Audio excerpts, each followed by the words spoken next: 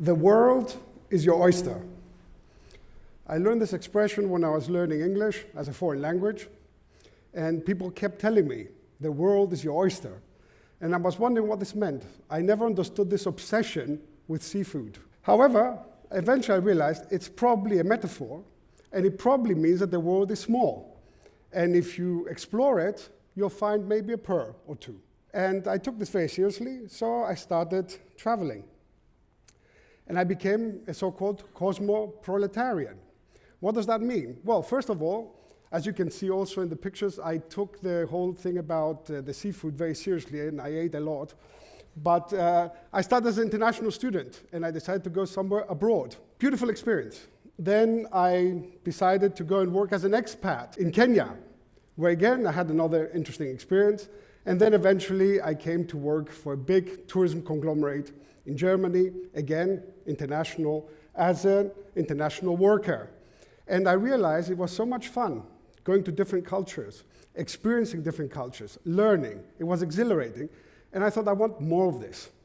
So occasionally, I became a very passionate tourist. So you might think, well, am I alone with this? No. There are plenty of us. 281 million migrants worldwide, because this is what I was. I was traveling to work. The majority of them are similar to me. They travel to work, and most of them on a temporary basis. So to give you an idea what this means, this is roughly the population of Northern and Central Europe. So the global population of migrants equals almost the population of Northern and Central Europe. Now, you might think, well, yeah, there are always people come from poor countries going to rich countries. This is not the case. A lot of the migration, immigration, emigration activity is taking place in the middle high, middle upper, and middle low income. So again, your typical migrant is not the one you might imagine.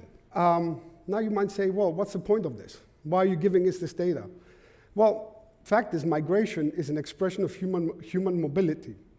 And as such, it has a huge impact. Just to give you some simple ideas, the economic contribution of migration globally amounts to $6.7 trillion. Again, maybe to give you a point of comparison, this is the gross domestic product of the UK and France combined. Remittances are basically what migrants send back home. They send money back home. A lot of those people work for their families. Now, this amounts to $647 billion. Again, to give you something to compare with, this is 3 times the money the European Union spends on unemployment benefits. So next time you're worried about a migrant stealing your job, don't worry, they're going to be paying your benefit. So you might say, well, all pretty fine, human mobility, people move around, they look for a better life, they obviously have a good impact on the economy. Where's the problem? And then you see something like this, and you say, well, could it be that migration is a social political disruption? And you see protests. Now, you might think that those are migration protests, or the anti-migration protests, but they are not. Think again. Those are headlines from anti-tourism protests. And here, out of the blue, I started thinking, well, I've been researching tourism for quite a long time, and there's a lot of anti-tourism sentiment, so-called overtourism. And when I see those pictures, I said, well, I see the same thing in migration. Where do we draw the parallels? And it then came to me, I said, well, they're both phenomena of human mobility. And I was thinking, well, what does this mean? If we look at tourism, for example, you see something similar. You see the passionate tourist, and we are talking about 1.3 billion trips per year. Tourists, that's roughly the population of China. And we can see that most of them are taking place domestically. Again, if we're talking about migrants, we're talking mostly about regional migration in terms of, as opposed to international. What does tourism mean economically? Well, we see economic contribution of $9.5 trillion. $9.5 trillion equates, and now this is why I'm bringing Germany into the equation, the GDP of Germany, UK, and the Netherlands combined. If we look at tourism receipts, which is basically what money tourists spend, we're talking about $1.4 trillion.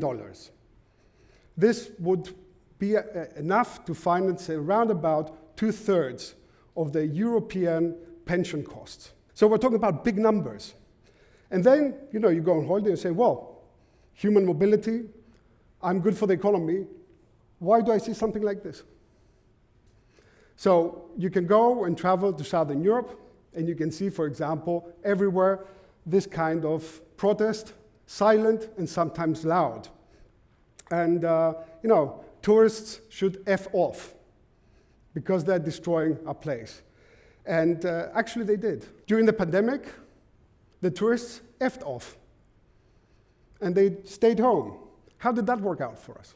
Well, a bit of some numbers here. You can see different countries.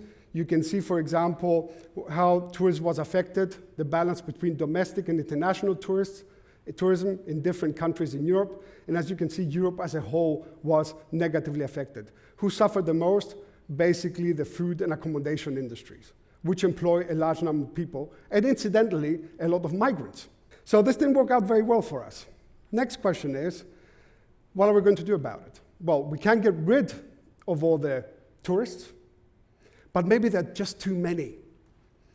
Well, perhaps, but not everywhere. If you look at those maps, they basically show tourism density. Tourism density in terms of space, so we're talking about bed nights per square kilometers, and we're talking about bed nights per thousands of locals.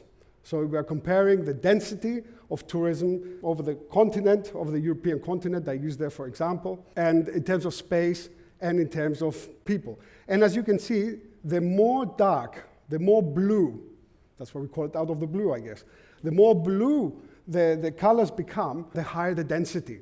So you don't need to look at the map in detail to realize that overcrowding, having too many tourists in a small area, it's fairly localized, and it doesn't correspond one-to-one to the places where we see the anti-tourism sentiment. And if you look in terms of population, you will see exactly the same picture.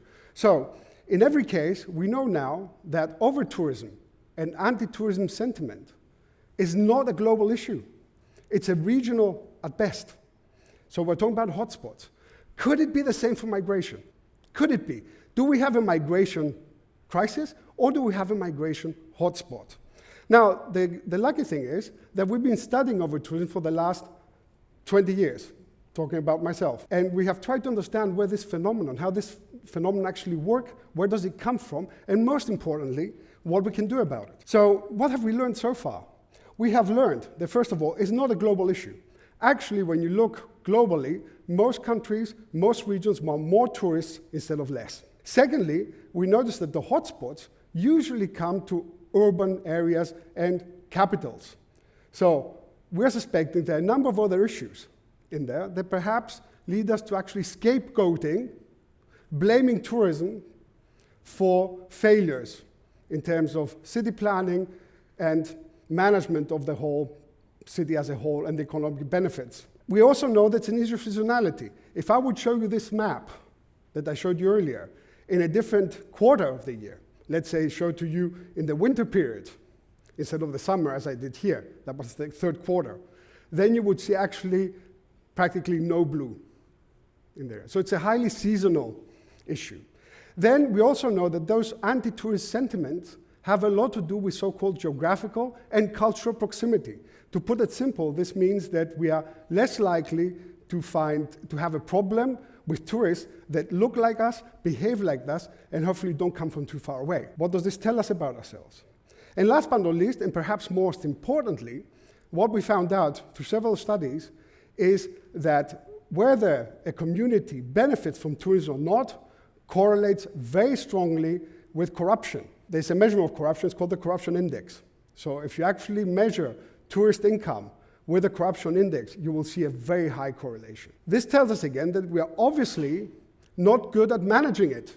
And the better we get at managing it, meaning we have less systemic corruption, therefore more benefits we get from it. So what do we know now about to move forward? We're saying, okay, I got it. We don't want to stop tourism. It's pretty good. It's not about too many tourists. It's about getting the right tourists. It's about getting the right migrants. Is it? So let me show you what works that we know from research and what doesn't. What works is trying to divert tourist flows, both in space and in time, trying to reduce seasonality and divert them from the hotspots to a larger area. The other thing that we know has worked is investing in infrastructure. Okay, we're talking about carrying capacity. How much tourism can a destination carry? And there has been plenty of studies on this. Third, involving locals and local communities into the decision-making, into policy-making, and of course, educating the tourists. Those three measures have been proven to work over and over again. What has not been proven to work, and actually has proven to be actually destructive, is border controls and visa restrictions, access and price differentiation, which they call demarketing, antagonism, which is what you see with different demonstrations and the anti-tourist sentiment which is expressed. And last but not least, of course, the whole political instrumentalization. Politicians are scapegoating tourists in order to divert attention from the real problems and the compounded failure of all kinds of policies with regards to the economic architecture of their cities and regions. So my suggestion is, instead of actually dealing with a problem by screaming at it at a local level, why don't we actually try to deal with it where it happens, locally, and deal with it not by screaming at it, but by managing it. It's a very simple idea. Which brings me to my final thought. We are in a world on the move. At the end of the day, everyone is traveling, everyone is moving in order to find a better place under the sun. Imagine yourself, you're going as a tourist, you've worked very hard, you paid a lot of money, and you go somewhere, and you want to enjoy your holiday. Can you imagine that people don't want you there? Can you imagine that locals will expect you to thank them for allowing them to share the same space? Can you imagine them demonstrating against you? Why should a migrant think different? Everyone deserves their place under the sun. In addition to that, we live in a world where we need qualified personnel. We are living in an experiential economy, especially in Europe. Services in Europe account for around 70% of the gross domestic product. Now, if you are a qualified migrant, or let's say a full-pocketed tourist, and you would see the signals I showed you earlier. Red, do not do, I'm signaling you're not welcome here. Against the signal, well, come here and we'll figure it out, we'll manage it, which is hospitality. Where would you choose to go? Especially if you have options. So, in our new world, and this is my food for thought for today, is what if we treated migrants as long-term tourists? So we can learn a lot from tourism. And what if we treated tourists as temporary migrants? In which case, I believe that our hospitality would become prosperity. Humanity is prosperity. Let's not forget that. Thank you very much.